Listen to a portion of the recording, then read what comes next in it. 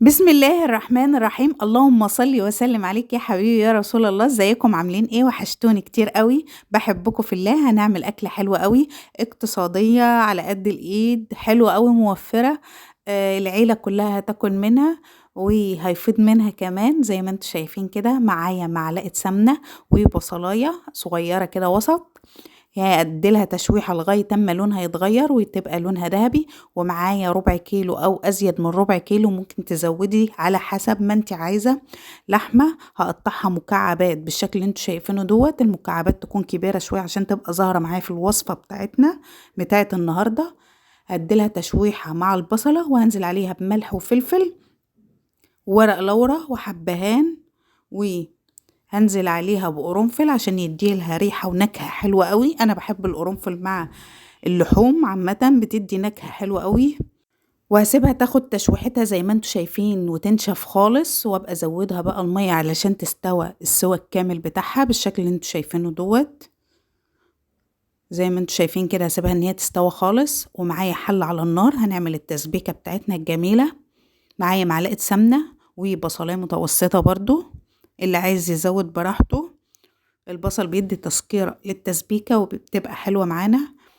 هشوحها لغاية اما تبقى لونها ذهبي بالشكل اللي انتوا شايفينه دوت. وهنزل بعصير الطماطم،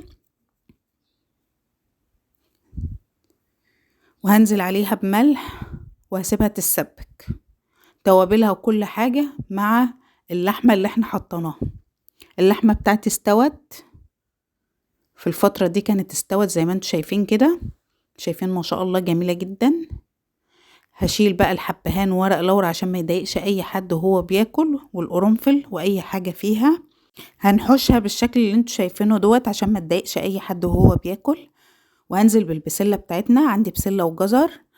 الطريقة ديت هايلة جدا. والشوربة بتاعتنا بتاعت اللحمة بتدي طعم فوق العادي للبسلة بتاعتنا بالشكل اللي انتوا شايفينه. ممكن تاكلوها بسلة بالشوربة كده من غير التسبيكة، بتبقى طعمها حلو قوي وخفيفة جدا على اولادنا. معايا حلة على النار فيها معلقة سمنة. هنزل بالرز بتاعنا، هعمل رز حباية وحباية بالشكل اللي انتوا شايفينه دوت. هفضل اقلب فيه لغاية ما يبقى لونه ذهبي. وهنزل بالرز بتاعي. الرز بتاعي انا غسلاه حلو قوي ونقعاه، بحب انقعه فترة طويلة، بيبقى طعمه حلو وما بيغيبش في السوى، ويبقى متلدن كده وطعمه جميل بالشكل اللي انتوا شايفينه دوت.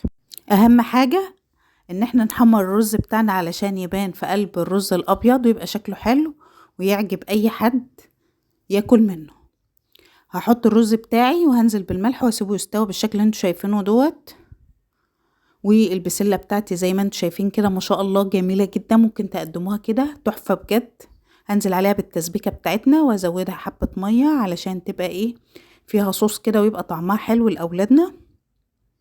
شايفين ما شاء الله على الجمال. ربنا يحسن ما بين ايديكم وتعملوا الافضل والاحسن.